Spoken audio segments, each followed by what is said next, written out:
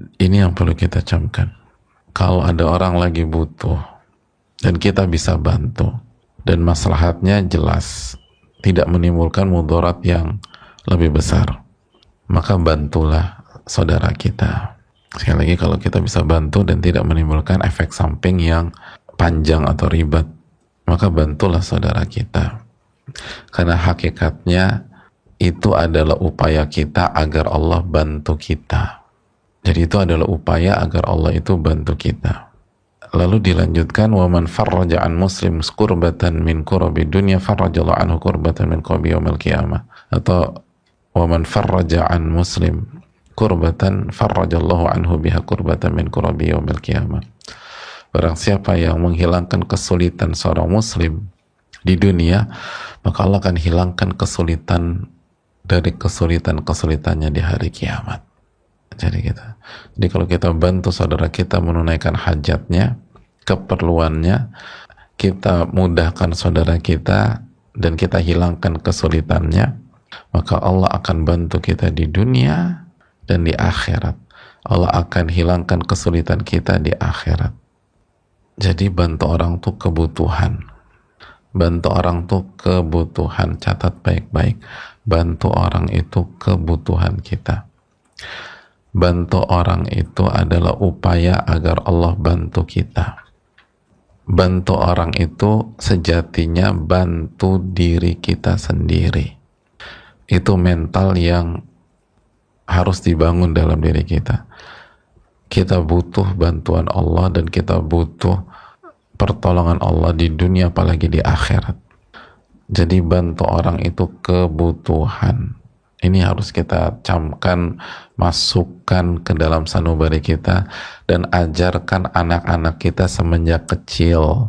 Semenjak kecil, jangan justru kita yang ngebangun pola egois dalam diri anak-anak kita. Dari kecil tuh anak-anak diajak, disuruh berbagi, kasih orang, bantu orang. Kalau bawa bekal pas istirahat ada teman sekelas nggak bawa bekal, kasih. Tanamkan, kamu bantu orang, nah Allah bantu kamu. Ada teman lapar nggak bawa duit, pengen sarapan, traktir. Kamu bawa bekal, bagi 2. Yang belum makan 2 orang, bagi 3. 4 teman yang belum sarapan, bagi 3 teman yang belum sarapan, bagi 4. 4 teman yang belum sarapan, bagi 5. Nanti Allah kasih keberkahan buat kamu. Dari kecil nih, mentalnya harus dibangun dari kecil. Emang kalau dari dulu pelit, sekarang pengen ini emang berjuangnya harus agak lebih ekstra, karena pola pelit itu udah kokoh, mengakar. Dicabutnya butuh taufik dari Allah, lalu effort. Tapi kalau dari kecil tanamkan terus, kasih.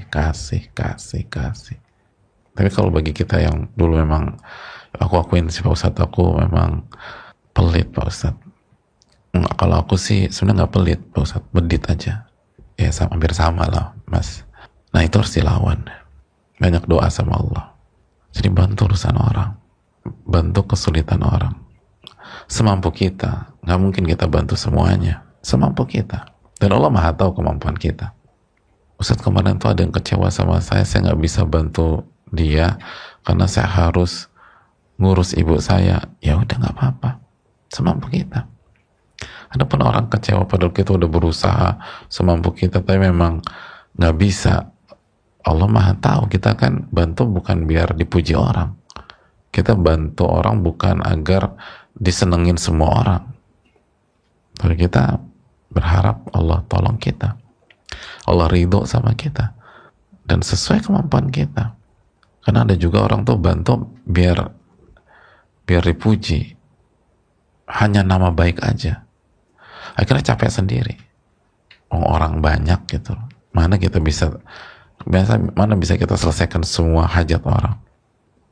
Bisa jadi karena kemampuan kita yang terbatas, orang kecewa. Padahal hadirin Allah muliakan, ini menunjukkan bahwa kita ini harus ikhlas. Jadi ini kebutuhan, ini untuk bantu orang, bantu diri sendiri. Artinya upaya agar Allah bantu kita. Maka niat ketika bantu orang harus ikhlas, ikhlas, ikhlas, biar Allah bantu kita.